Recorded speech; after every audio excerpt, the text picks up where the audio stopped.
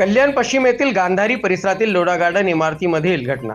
क्षुल्लक वादातून इमारतीमधील 2 कुटुंबात वाद. वादाचा व्हिडिओ सोशल मीडियावर व्हायरल. मुलांना ओरडले म्हणून वाद झाल्याची प्राथमिक माहिती. वडील दिव्यांग मुलासह आईला मारहाणीचा व्हिडिओ देखील व्हायरल.